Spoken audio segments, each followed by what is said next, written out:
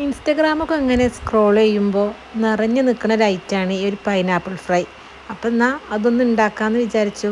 അപ്പോൾ അതിലേക്ക് ഞാൻ ഒരു ഒരു ടീസ്പൂണ് മുളക് പൊടി ചേർത്ത് കൊടുത്തിക്കണേ, അര ടീസ്പൂണ് കുരുമുളക് പൊടി ചേർത്ത് കൊടുത്തിക്കണേ, പിന്നെ ആവശ്യത്തിന് ഉപ്പ്, പിന്നെ ഒരു ടീസ്പൂണ് പഞ്ചസാര.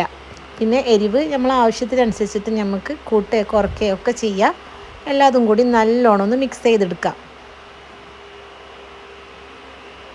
അപ്പോൾ ഒക്കെ മിക്സ് ചെയ്തു. ഇനിയിപ്പോൾ ഒരു പാനിലേക്ക് ആവശ്യത്തിന് സൺഫ്ലവർ ഓയിൽ ഒഴിച്ചു കൊടുക്കാം.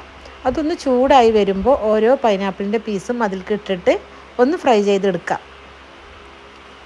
അപ്പോൾ നല്ലോണം മൊരിഞ്ഞ് ഫ്രൈ ആവണ്ട, ജസ്റ്റ് രണ്ട് സൈഡും ഒന്ന് ഫ്രൈ ആക്കിയിട്ട് എടുത്താൽ മതി.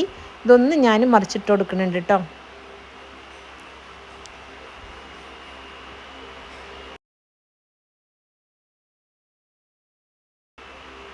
അപ്പോൾ അടിപൊളി പൈനാപ്പിൾ ഫ്രൈ റെഡിയായി. അപ്പോൾ എല്ലാവരും പറഞ്ഞ പോലെ തന്നെ നല്ല ടേസ്റ്റ് ഉണ്ട് കഴിക്കാൻ. അപ്പോൾ നമ്മളെപ്പോഴും പച്ച പൈനാപ്പിളാണല്ലോ മുളക് പൊടി ഉപ്പൊക്കെ ഇട്ടിട്ട് കഴിക്കൽ. അപ്പോൾ ഇതൊരു വെറൈറ്റിയാണ് കേട്ടോ. അപ്പോൾ ഇതുവരെ ട്രൈ ആക്കാത്തവരുണ്ടെങ്കിൽ ഒന്ന് ട്രൈ ആക്കി നോക്കി, നല്ല ടേസ്റ്റ് ഉണ്ട്. അപ്പോൾ അടുത്ത നല്ലൊരു റെസിപ്പി ആയിട്ട് കാണുന്നത് വരെ എല്ലാവർക്കും അസ്സലാമു അലൈക്കും.